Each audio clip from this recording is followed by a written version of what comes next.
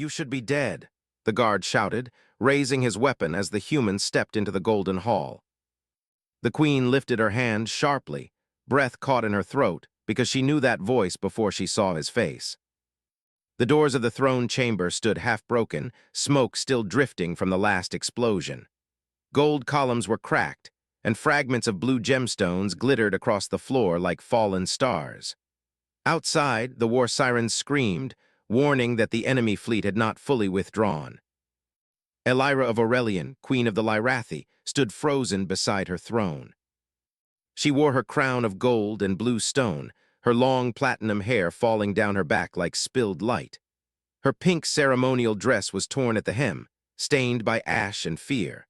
Her blue eyes, sharp and proud moments ago, now trembled as they locked onto the man walking toward her. The human soldier stopped 10 steps away.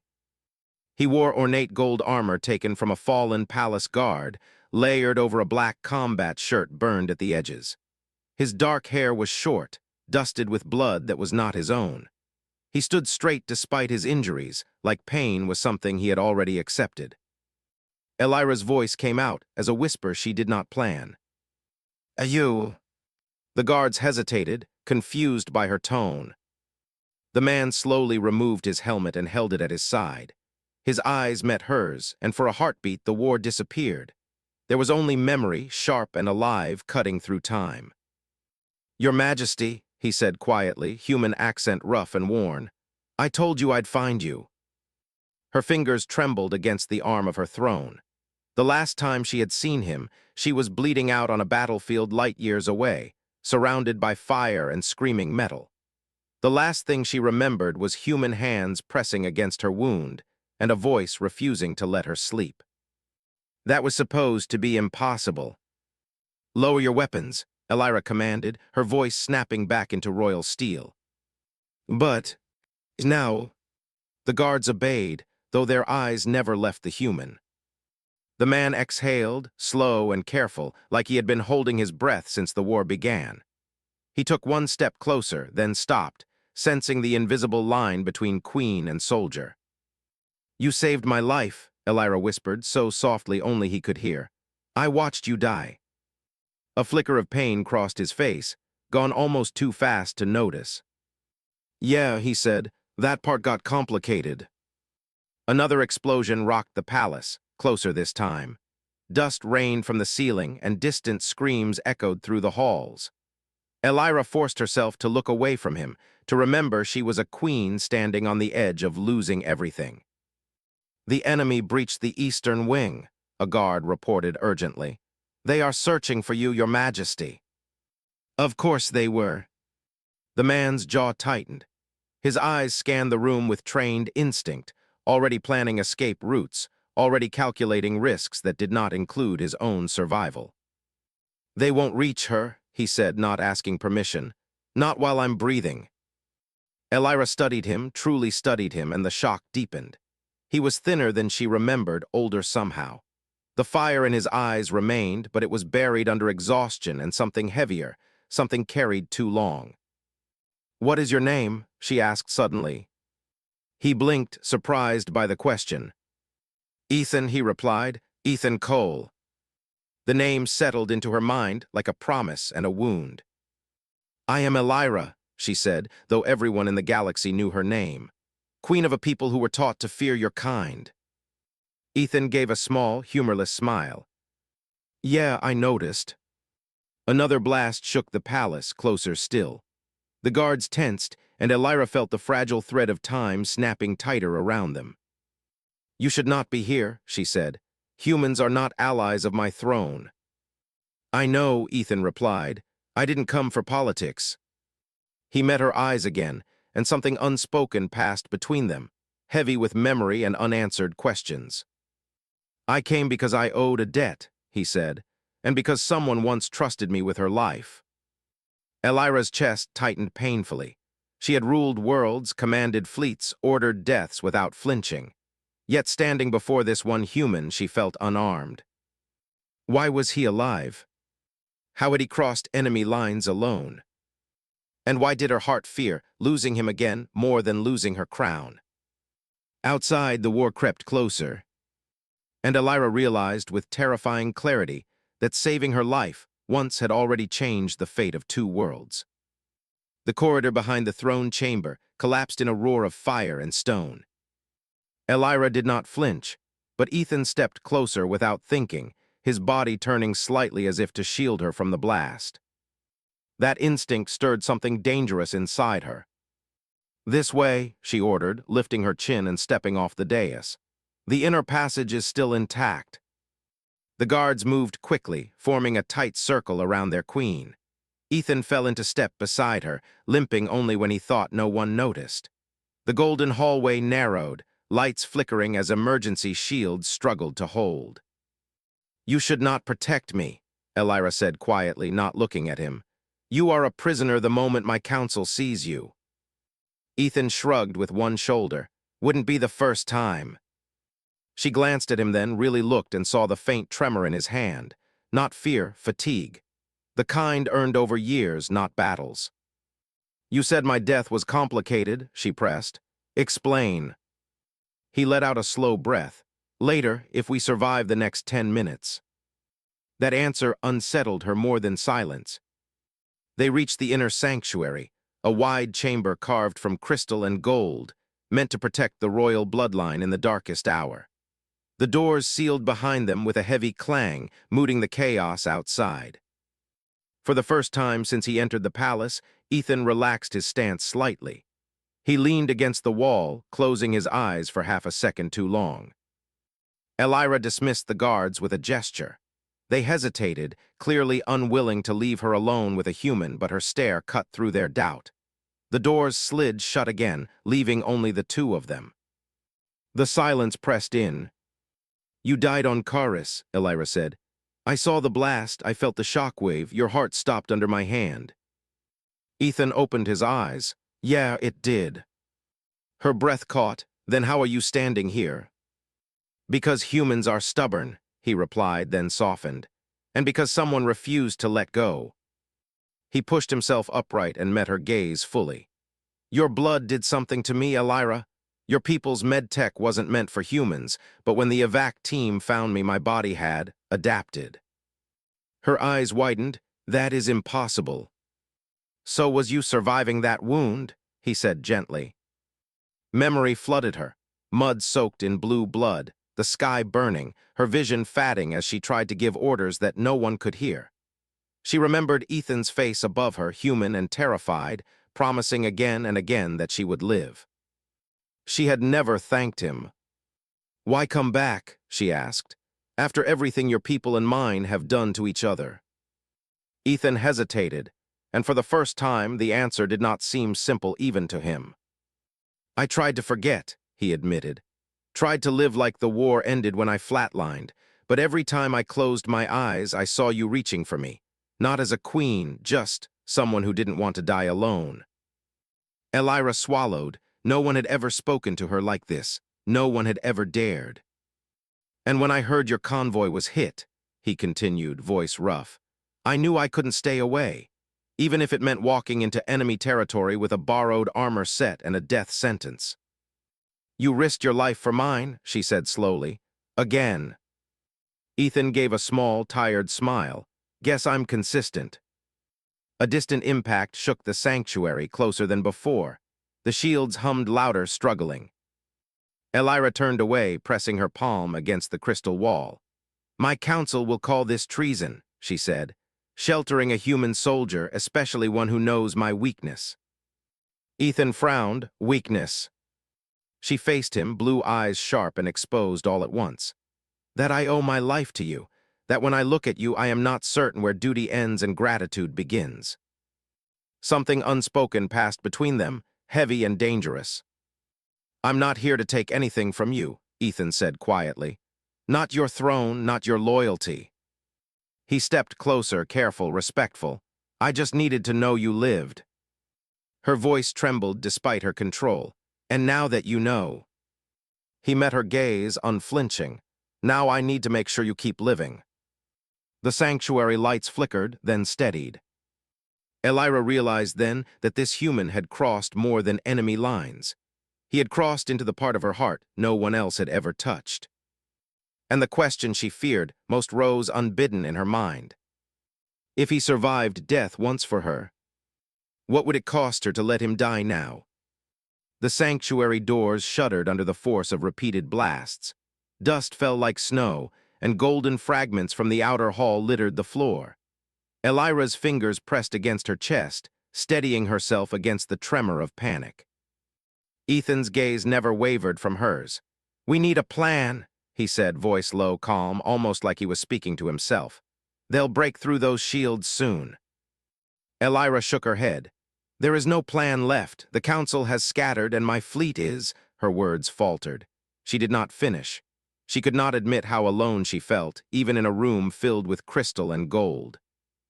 Ethan stepped closer. "Then we improvise like last time." Her breath caught. Last time. The memory of Karis came crashing back, the battlefield littered with debris, her vision blurring, the taste of metal on her tongue, and his hands, so steady, refusing to let her fade. She had remembered it every day since, but never like this, face to face with him. "Why did you really come back?" Elira asked. Her voice was sharper now, laced with both accusation and desperation. Was it duty, guilt, or something else? Ethan's eyes softened. All of it and none of it. He looked away for a moment, scanning the sanctuary, then back at her. "I came back because when I saw you lying there, I felt responsible. Not for your throne, not for politics, but for you. You're alive, Elira, and I can't just let that end here." Her chest tightened. "I am a queen," she whispered. "I have to think of my people, of my crown, not personal debts." "And I know that," he said gently. "I'm not asking for anything else. I'm not asking for trust, not yet. I'm asking you to let me keep you alive, that's all." She stared at him, every nerve on edge. She had led armies, brokered peace, and faced betrayal. Yet the idea of letting him protect her, again, made her feel dangerously exposed. "Then why didn't you stay gone?" she asked finally. "Why did you risk your life again?" Ethan took a slow step closer. The flickering lights cast shadows over his face, but his eyes remained unwavering. "Because no one else could do it. And because, when I'm with you, I remember what it means to fight for someone, not just a cause. You reminded me of that." Her throat tightened, and for a heartbeat, she almost spoke the words she had kept locked inside her heart for years. Almost. The sanctuary trembled again as a heavy impact shook the crystal walls. Dust rained from the ceiling. Beyond the reinforced doors, the sounds of the enemy were growing closer, deliberate and menacing. Ethan moved toward the exit, then paused. "We don't have much time." Elira watched him, torn between the weight of her crown and the pull of something she could no longer name. She wanted to follow orders, to stay calm and regal. But every instinct told her to trust him, this human who had crossed death itself for her once. "Tell me," she said, voice barely above a whisper, "if we get through this, will you stay? Not just as a soldier, but with me." Ethan's jaw tightened, his eyes flickered with something unreadable. "That depends," he said slowly, "on whether you let me." A sudden explosion rocked the sanctuary. Crystal shattered. Dust and smoke filled the room. Elira instinctively stepped back, but Ethan's hand was on her arm, steadying her. His touch was grounding, a lifeline in the chaos. "Hold my hand," he said, his voice low. "No questions, just trust me. We get out together." Elira hesitated, then nodded, almost without thinking. The moment their hands met, something unspoken passed between them. A promise, a recognition, a bond forged in fire and blood. The doors of the sanctuary splintered under the assault. Shadows of enemies spilled through, dark figures moving with lethal precision. The moment of calm was over. Ethan tightened his grip on her hand. "Move," he commanded. Together they ran. The golden corridors, once a symbol of royalty and control, had become a labyrinth of danger and death. Every step brought them closer to survival, and closer to a truth neither could ignore. Elira glanced at him. His eyes held no fear, only focus, only determination. And for the first time, she realized that in the midst of war, among shattered halls and burning gold, she had found something stronger than fear: trust. But even as they ran, the question lingered in her mind, sharper than the shattered crystal beneath their feet. If he could cross death for her once, Could she survive losing him again? The corridor narrowed, walls scorched and splintered from the ongoing bombardment. Sparks rained from broken overhead conduits, and Elira stumbled once, almost falling. Ethan caught her immediately, his grip firm and unwavering, his eyes scanning every shadow. "Don't look back," he said, voice steady, though exhaustion lined his features. "Every second we waste, they close in." Elira's heart raced, not from fear but from the proximity of him, the way he moved instinctively to protect her, as if her life were the most precious thing in the galaxy. "You could have stayed behind," she whispered, almost accusingly, almost afraid of the answer. "I could have," he said, voice low. "But someone once saved my life. I don't forget debts like that." A deafening roar shook the corridor. The enemy had breached the next chamber. Flames erupted from the ceiling as metal doors twisted under heavy force. Elira flinched, shielding her face, but Ethan pulled her close, stepping between her and the fire. "You always act like you're immortal," she said, breathless. "You're not." "I'm not," he admitted quietly, "but I am stubborn." Elira felt a shiver run down her spine. Stubborn, like she remembered him on Karis, refusing to leave her side, refusing to let her fade away. The memory was sharp, vivid, and painfully alive. She realized with a pang that she had thought she'd never see him again. And now, here he was, risking everything just as he had before. They reached a collapsed archway, the main exit blocked by debris. Sparks flew from broken power lines, and the air smelled of burning stone and ozone. Ethan's eyes scanned the debris, calculating. "Help me clear this," he ordered, already grabbing the largest fragment. Elira hesitated. Her strength was nothing compared to his, yet she moved, driven by instinct and desperation. Together, they shifted the heavy stone just enough to slip through. Every muscle in her body ached, but she refused to stop. She refused to let him carry this alone. Once through, they emerged into the outer courtyard. The sky was a deep orange, streaked with smoke and fire from distant explosions. The palace, once a symbol of eternal power and grandeur, now lay in partial ruin. Yet amidst the chaos, they were alive. Elira stopped for a moment, catching her breath, her eyes scanning the horizon. "We're not safe," she said, voice tight. "They'll surround us if we linger." Ethan nodded. "Then we move, cover the left flank, stay close."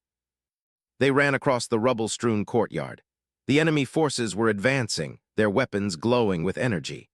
Shots whizzed past them, sparks erupting where they struck stone or twisted metal.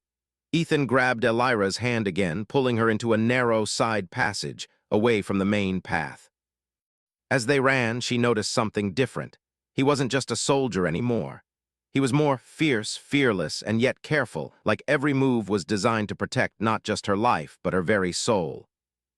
"You never tell me what you feel," Elira said suddenly, voice raw with emotion. "Even now, you stay silent about why you risked everything." Ethan didn't answer immediately. His jaw tightened, eyes forward, but his hand held hers a fraction tighter. "Some things don't need words," he said finally. "You know I care, that has to be enough for now." Her chest ached, the weight of unspoken truths pressing on her. She wanted to argue, to demand more, but the distant screams and the crackle of energy weapons reminded her that survival came first. They reached a small courtyard garden, strangely untouched by the flames and debris. Soft grass and crystal fountains glimmered under the smoky light. Ethan dragged her behind a broken wall, catching his breath. "Almost there," he muttered, scanning the perimeter. "One more stretch, then we're out." Elira looked at him then, really looked. Dirt streaked his face, his armor scarred and dented, yet his eyes were unwavering, burning with determination. She realized then that she had never seen bravery like this, not in soldiers, not in generals, not in anyone in her court. "You saved me once," she whispered, voice trembling. "And now I don't know how I'd survive without you." Ethan gave a faint, almost sad smile. "Good thing you won't have to find out." A sudden blast rocked the garden wall, throwing them both to the ground. Dust and stone rained over them, and Elira's hand shot into his, gripping him fiercely. As the smoke cleared, she realized something terrifyingly beautiful. He would move heaven and earth to keep her alive. And for the first time in her life, Elira understood the fragile truth of their bond. Survival wasn't just about battle. It was about trust, loyalty, and something neither of them could fully name, but both felt deep in their bones. And the question that haunted her rose again, sharper than ever. If he could survive death once for her, could she survive losing him now? The smoke cleared, leaving the garden in a strange, eerie calm. Broken fountains trickled weakly, and the grass was trampled underfoot, yet the air felt alive with quiet tension. Elira sat against a fractured marble column, breathing hard, her hand still gripping Ethan. He was crouched beside her, scanning the shadows for threats, eyes sharp despite fatigue. "Why didn't you tell anyone you were coming?" Elira asked quietly, her voice barely above the hum of distant fires. "Your people, the council, they would have tried to stop you." Ethan exhaled slowly, looking away for a moment. "I didn't come for approval. I didn't come for orders. I came because I couldn't ignore the fact that someone saved me once. Someone who mattered more than duty, more than politics." Her chest tightened. The words hung between them, heavier than any weapon or armor. She wanted to argue that humans and Lyrathi could not simply bridge worlds with whispered promises. But the truth pressed against her heart. She had seen him risk everything again and again for her, and she could not ignore it.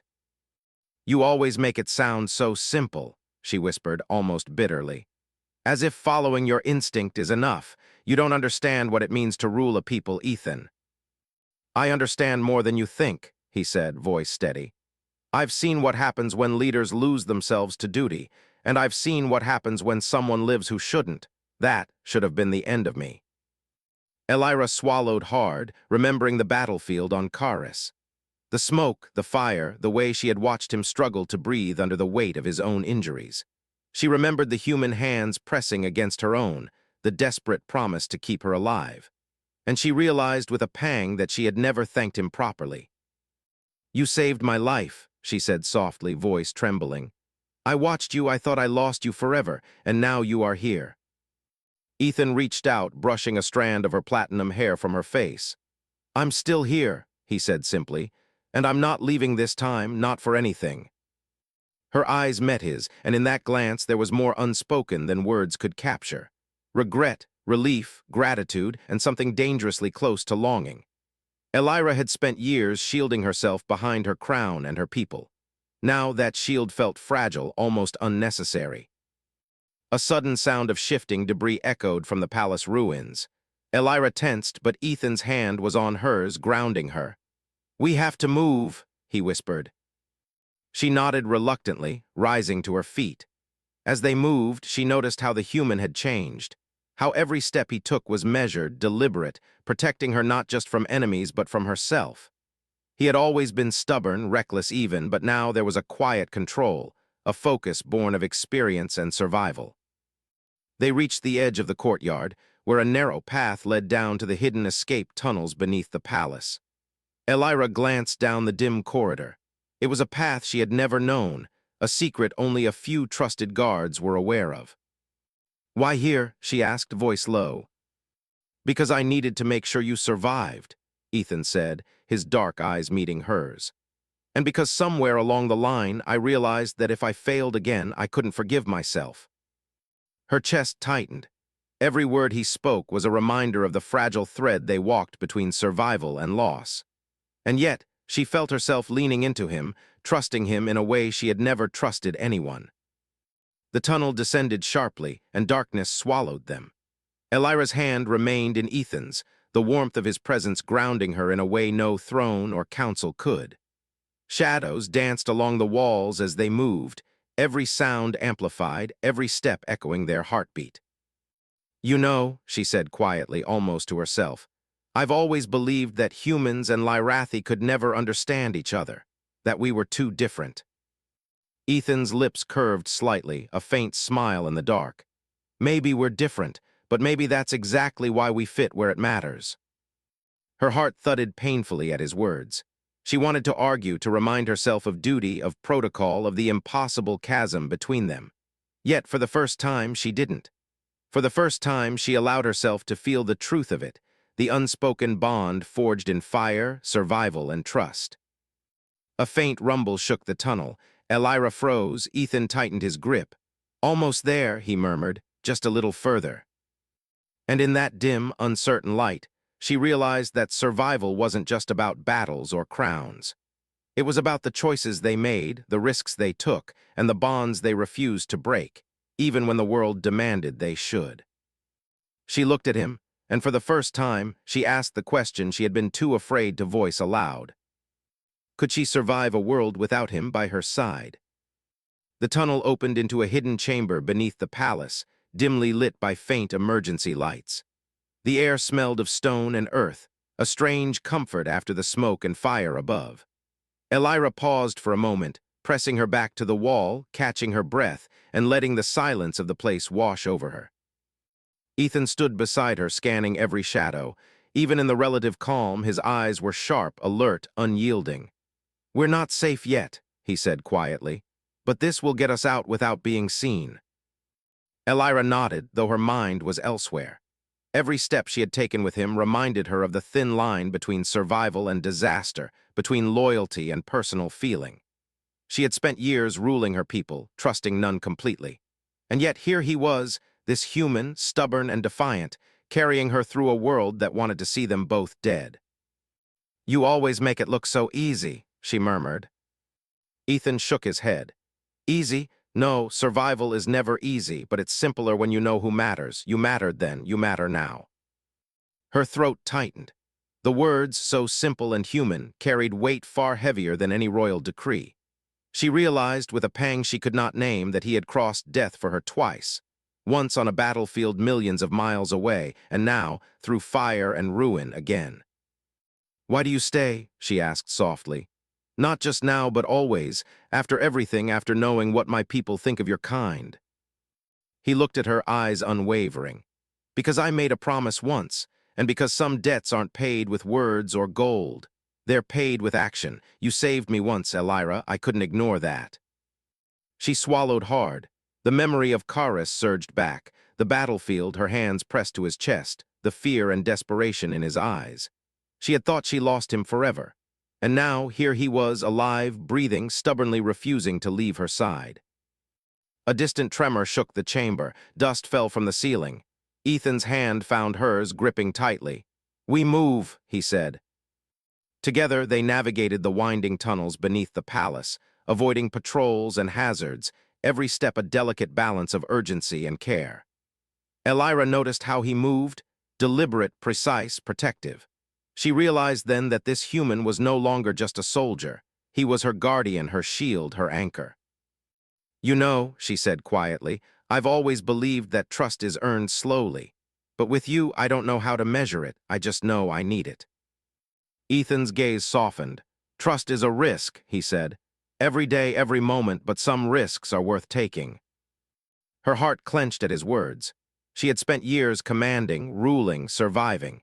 And yet she had never faced a risk like this, allowing herself to rely on someone completely, someone she could lose in an instant.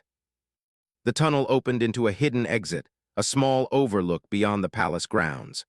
Smoke and fire painted the horizon in shades of orange and red. The city below was in chaos, yet above the destruction, the night sky stretched endlessly, stars glittering like fragile promises. Ethan stepped in front of her, shielding her instinctively. "We're clear," he whispered, "for now." Elira's chest rose and fell rapidly. She wanted to speak, to command, to insist that everything was under control. But all she could do was look at him, at this human who had crossed death and fire, who had risked everything to keep her alive. "Ethan," she began, voice trembling. "I." He reached out, gently lifting her chin to meet his gaze. "You don't have to say anything," he said softly. "I'm not leaving, not ever." The words settled over her like a shield stronger than any armor. And for the first time, Elira allowed herself to believe that survival wasn't just about strategy or power. It was about connection, loyalty, and the rare, unspoken bond between two people who had seen each other at the edge of death and refused to let go. She exhaled, a weight she hadn't realized she carried lifting slightly. "I trust you," she whispered. Ethan's eyes softened further, a hint of relief and unspoken emotion. "Good," he said simply, "because I'll do whatever it takes to keep you alive, even if it costs me everything." For a moment, the world beyond the overlook seemed to pause. The fire, the destruction, the chaos, all irrelevant compared to the fragile bond that now tethered them together. And Elira realized, with a painful, beautiful clarity, survival was no longer about her crown. It was about him. And she would do whatever it took to survive with him by her side. The night air was thick with smoke, carrying the scent of fire and ash from the ravaged city below. Elira and Ethan stood on the overlook, the world behind them burning, the future uncertain. For the first time in days, Elira allowed herself to simply breathe, to let the weight of survival settle around her shoulders without suffocating her. Ethan's dark eyes scanned the horizon, calculating paths, threats, and possibilities, but then he looked back at her. "You made it," he said softly, almost in awe. "You survived this. We survived this." Elira swallowed, her fingers brushing against the cold metal of her crown. It was a symbol of everything she had ever fought for, yet it felt distant now, as if it belonged to someone else. "We survived," she corrected him, voice trembling slightly. "Because of you." Ethan shook his head. "Because of us," he said firmly, "and because I promised once and I intend to keep it, always." Her heart clenched. She thought of all the councils, all the armies, all the endless duty that had defined her life. None of it had mattered in this moment. None of it had mattered more than the human standing before her, the one who had risked everything not for glory or politics, but for her. "You could have walked away," she whispered, voice barely audible over the distant echoes of destruction. "You didn't have to come back." "I couldn't," he replied, his hand finding hers again. The warmth of his touch, the steady strength in his grip, anchored her in a way she had never known. "I promised I wouldn't, and when someone saves your life sometimes, that bond doesn't end with a battlefield." Elira's eyes glistened with unshed tears. She had been trained to command, to lead, to fight. But she had never been trained for this, the raw, undeniable truth of trust, of care, of connection. She realized that in all her years of ruling, she had never felt more alive than in this fleeting moment, standing beside the human who had crossed death for her twice. "Then tell me," she said, voice trembling, "tell me what this is between us, not politics, not war, not duty. Tell me what it is." Ethan's gaze softened. "It's trust," he said. "It's loyalty, and it's more than that. It's knowing that no matter what happens, I'll fight for you. Not for a crown, not for a people, not for glory, just for you." Her chest ached, her heart caught in a knot she had never known existed. She realized then that the human beside her was not just a soldier, not just a protector. He was the one who had touched the part of her heart she had kept locked away, the part that feared loss above all else. Elira stepped closer, her fingers entwining with his. "Then you leave me no choice," she whispered, voice thick with emotion. I choose you, not my crown, not the throne, not the duty. I choose you." Ethan's eyes widened, a mix of awe, relief, and something deeper flashing across his features. "You mean that?" he asked softly. "I mean it," she said firmly, looking him in the eyes. "I don't care what the council says. I don't care what the war demands. I survive because of you, and I will live with you if you'll have me." A faint, almost imperceptible smile touched his lips. "Always," he replied. "I'll always have you." Above them, the night sky stretched endlessly, dotted with stars that seemed to shine brighter against the smoke of the destroyed city. Elira felt a rare peace settle over her, mingled with the ache of loss and the exhilaration of survival. She realized that the world could fall apart, empires could crumble, but what she and Ethan shared would endure because it was forged in fire, survival, and unspoken promises. For the first time in her life, Elira let herself believe that she did not have to carry the weight of the world alone. That trust, loyalty, and love could exist even amidst war and ruin. Ethan pulled her close, his forehead resting against hers. The chaos of the city faded, the distant screams and explosions reduced to nothing against the steady beat of two hearts, tethered together by fate and choice. "You saved my life once," she whispered, voice trembling. "And now you've saved my heart as well." Ethan smiled faintly, brushing a strand of her platinum hair behind her ear. "And I'll keep saving it," he murmured. "Every day, every moment, until the stars themselves fade." Elira closed her eyes, letting the warmth of him seep into her bones. She knew the road ahead would be uncertain, dangerous, and filled with challenges she could not yet imagine. But she also knew one truth that would not waver. No matter what she and this human soldier, this man who had crossed death and war for her, would survive together. And for Elira of Aurelian, queen of the Lyrathi, that was more than enough. The city burned behind them, the stars shone above, and in the quiet between destruction and hope, two souls found a bond that could never be broken.